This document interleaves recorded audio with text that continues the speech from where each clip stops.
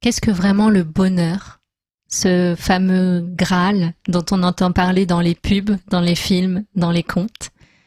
Et quelle est sa vraie nature? À quoi il ressemble? Et sur quel chemin peut-on se placer pour aller à sa rencontre? C'est ce dont nous allons parler dans cet épisode.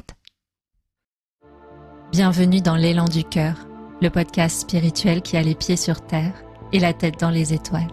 À chaque épisode, je t'aide à trouver le chemin d'une vie alignée et d'une spiritualité épanouie.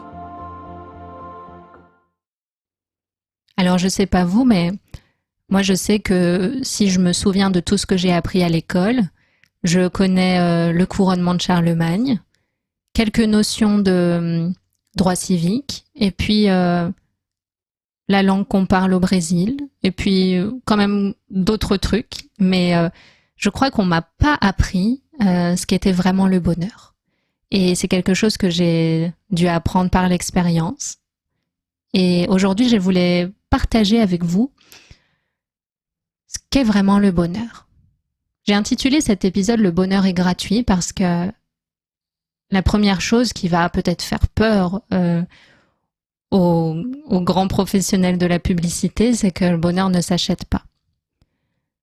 Quand on commence à vivre, on peut avoir tendance, quand on a une approche très terre à terre du bonheur, à lister toutes les choses qui nous manquent pour être heureux. Ça va dépendre de notre âge, de notre vécu, mais si on a 5 ans, ça peut être un camion de pompiers en jouet. Si on a 20 ans, ça peut être un voyage à Bali. Si on a 30 ans, ça peut être des couteaux japonais. Si on a 50 ans, un camping-car. Bon, j'ai cité principalement des clichés, mais en tout cas, ce sont des choses qui s'achètent et se payent. Et quelque chose que j'ai appris justement en ne trouvant pas le bonheur dans toutes ces choses après lesquelles on court, c'est que le bonheur est gratuit parce que le bonheur est dans la paix de l'esprit. Et ça, on peut l'illustrer par un constat très simple, c'est que on peut être très riche et malheureux, très pauvre et dans la félicité la plus complète. On peut tout avoir, une famille, des biens, la réputation et puis mettre fin à ses jours. Ou on peut avoir peu de choses mais être dans un contentement qui fait qu'on a le sourire tout le temps. Et donc le bonheur ne dépend pas de ce qu'on possède ou de ce qu'on a réussi à accomplir.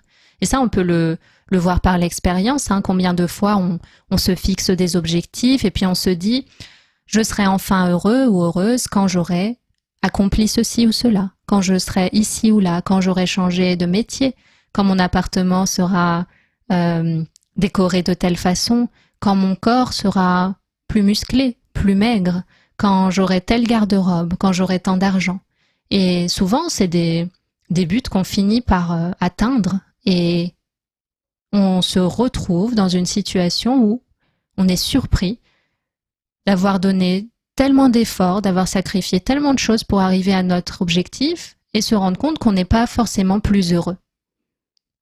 Et tout d'un coup, on se sent presque trahi ou démuni.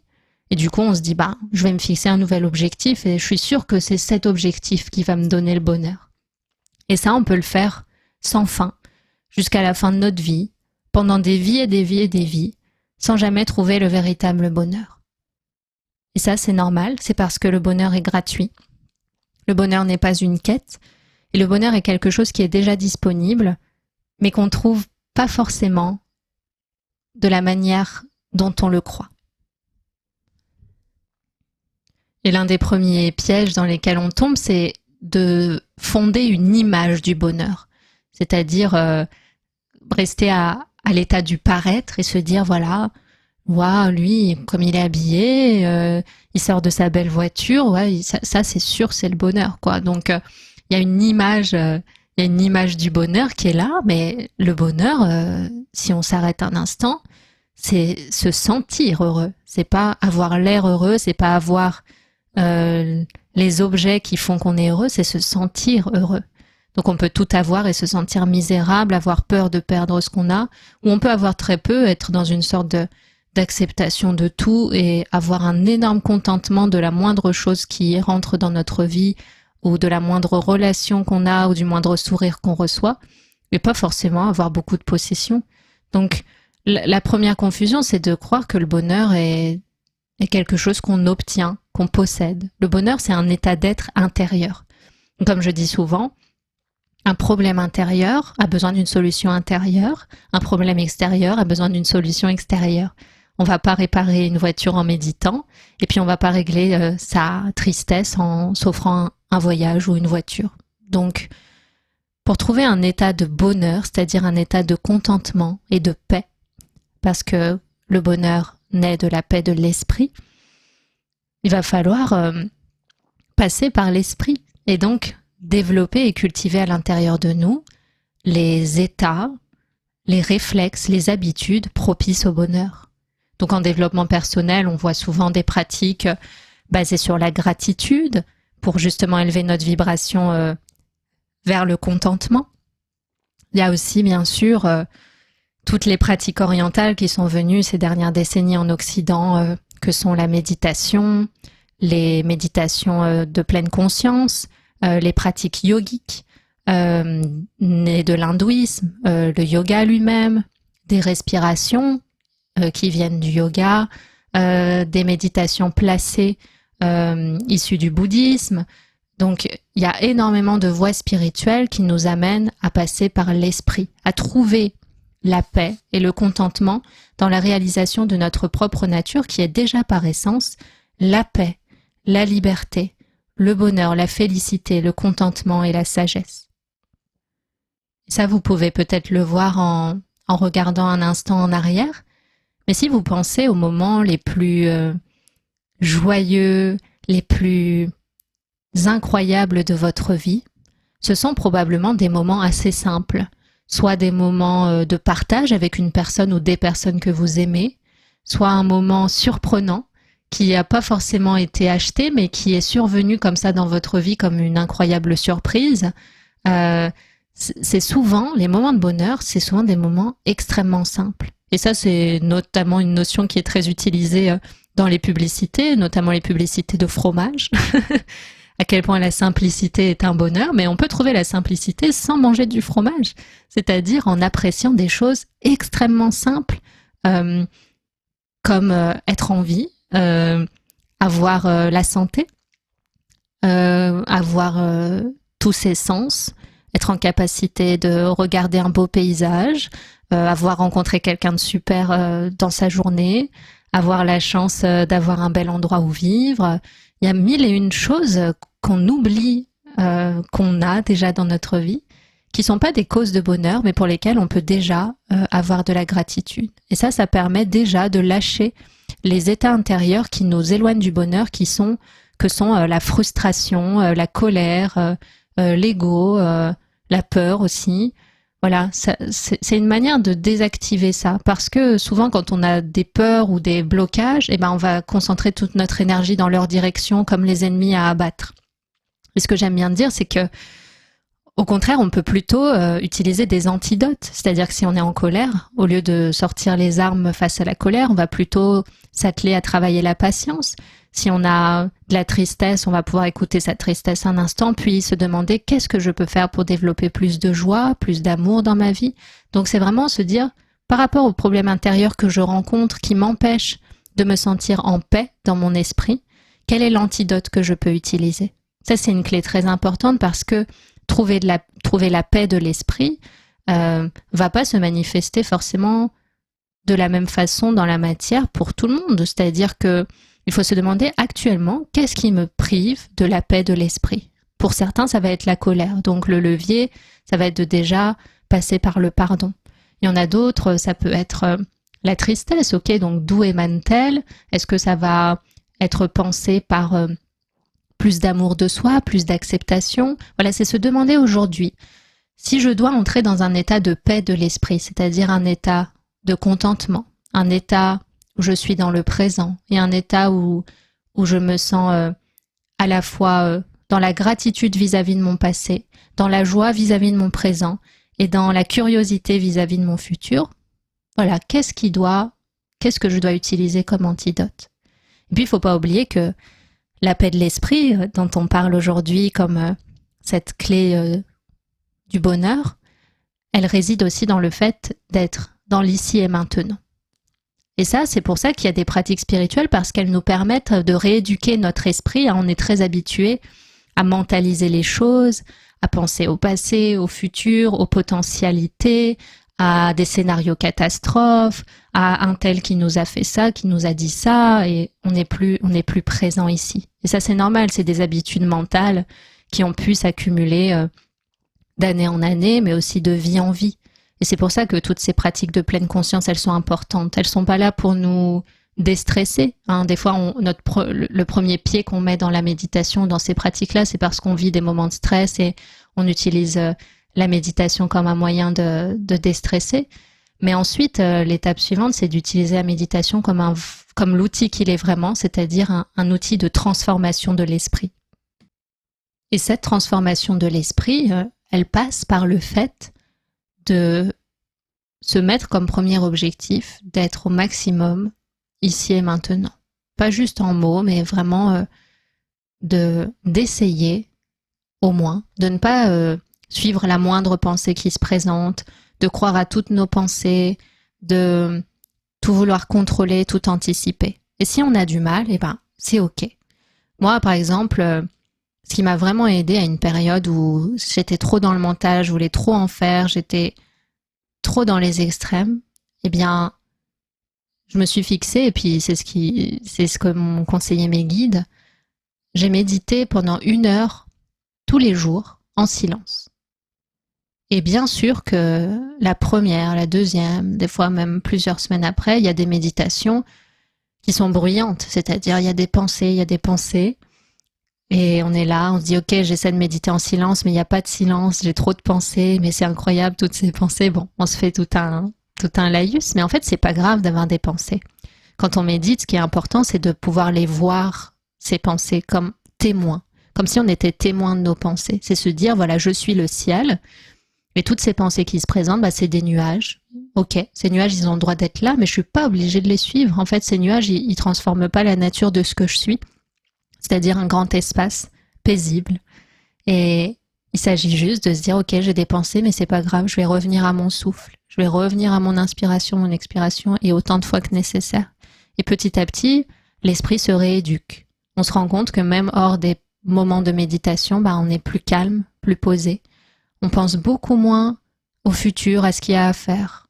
On pense beaucoup moins au passé, à tout ce qui s'est passé, à comment ça aurait dû se passer. En fait, on n'a plus besoin de penser la vie. On est là, on vit, et il y a de la paix, il y a du bonheur. Et le vrai bonheur, il est là parce que ce qui peut montrer ça aussi, c'est que pour une même situation, un même endroit, un même voyage, un même lieu, personne ne va vivre l'expérience de la même façon.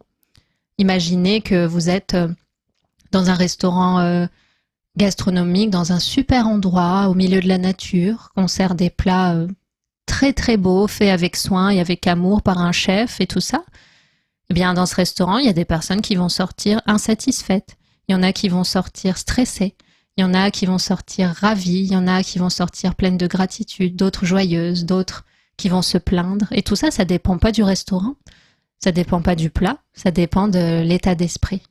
Donc le bonheur, c'est vraiment un état d'esprit, parce que qu'est-ce qui fait qu'on peut apprécier les expériences de la vie à leur juste valeur et se sentir bien, peu importe les circonstances extérieures?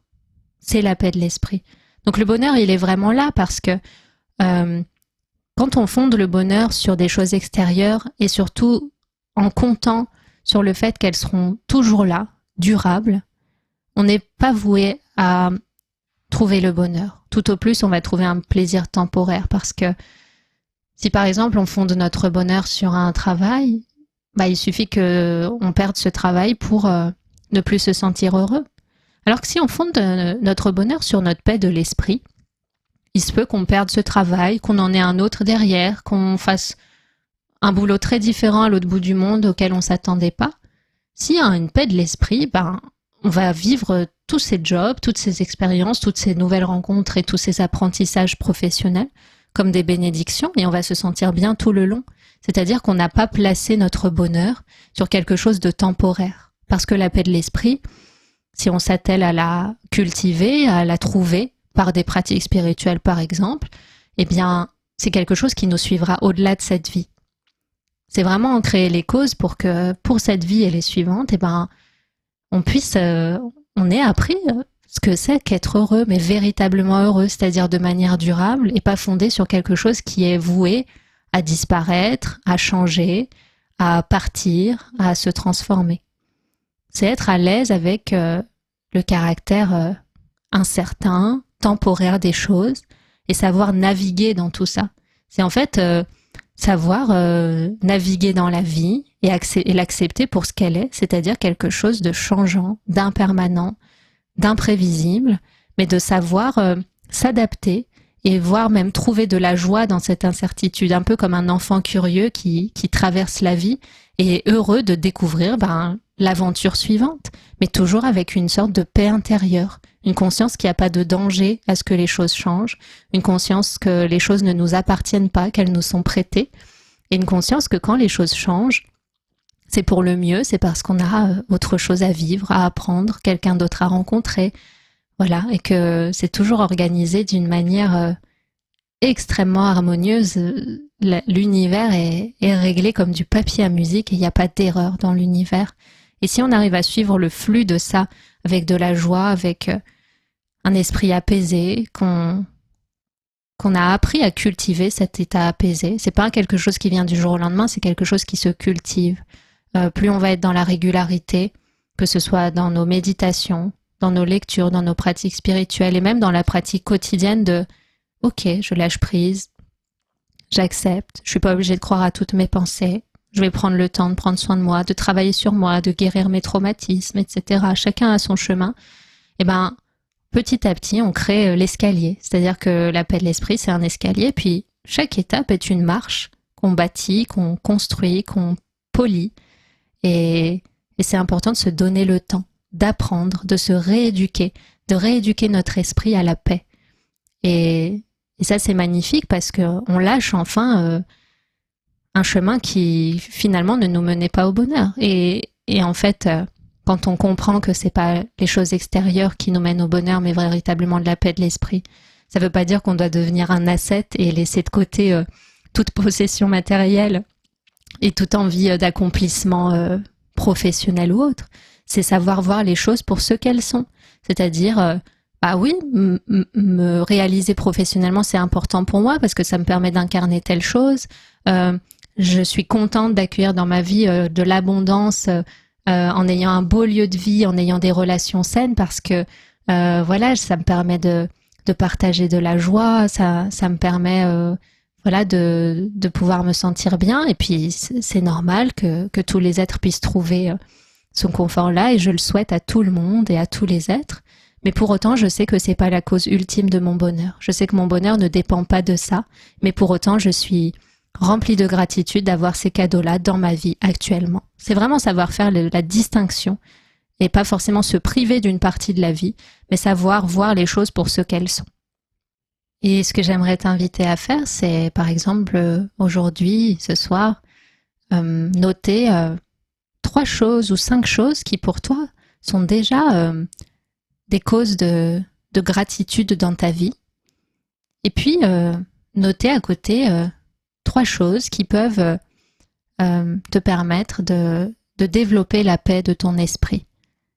C'est-à-dire quelles sont les habitudes que tu peux mettre en place pour être davantage dans le présent, davantage ancré, davantage dans le contentement et qu'est-ce que tu as envie de mettre en place à partir d'aujourd'hui et par exemple sur les 21 prochains jours pour développer la paix de l'esprit et trouver ton ancrage dans des choses intérieures. J'espère que cet épisode sur le bonheur t'a plu. Le bonheur est gratuit, cet épisode est gratuit. Donc voilà, n'hésite pas à le partager autour de toi, à faire tes retours, à commenter, à liker. Et puis j'ai hâte de te retrouver pour le prochain épisode.